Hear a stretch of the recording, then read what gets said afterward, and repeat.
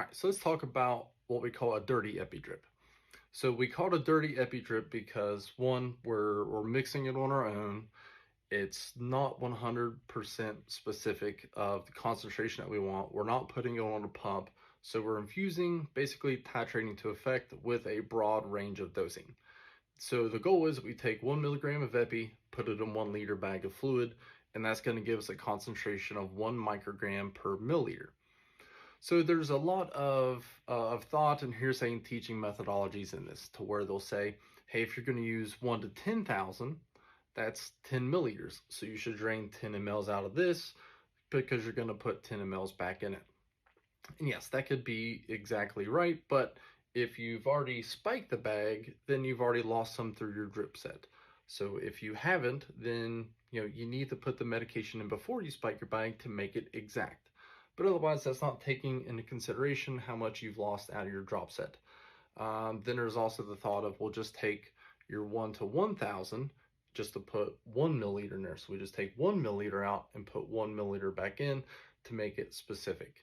But again, it's called a dirty Epi Drip. Okay, so we're not getting complete accuracy in this anyways. If we're doing calculations to be at 47 drops per minute, we're not going to get that out exactly anyways. That's why, again, the dirty Epi Drip.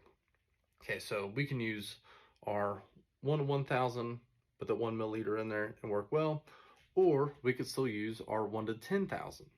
Okay, so we just got to take into consideration things of, what we're using this for, how much 1 to 10,000 we have, if we're using this for, extensive resuscitation.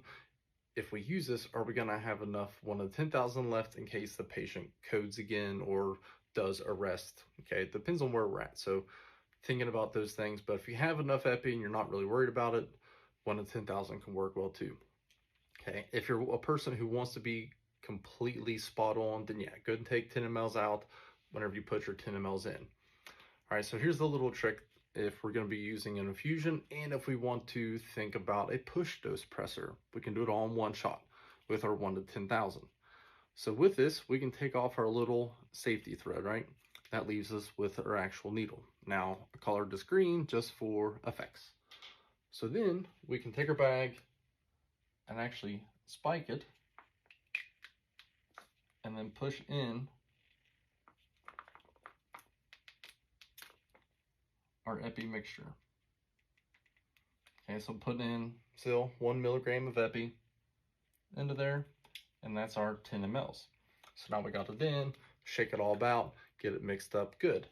Now, so when it comes to push dose pressers, we're going to mix up a push dose presser at the same concentration as we would with this, of 1 mic per milliliter.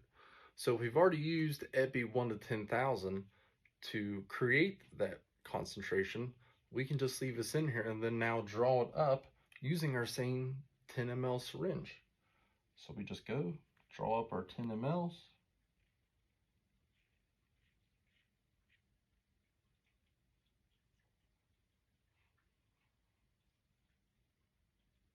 Get out, flick out any air bubbles we may have, and pull it off. So now we have our own push dose Epi of 1 mic per ml. So if we're doing an infusion with Epi, 1 mic per ml, now we already have a push dose mixed up, ready to go. All we need to do is slap a sticker on there, push dose presser, infusion presser, both with one shot.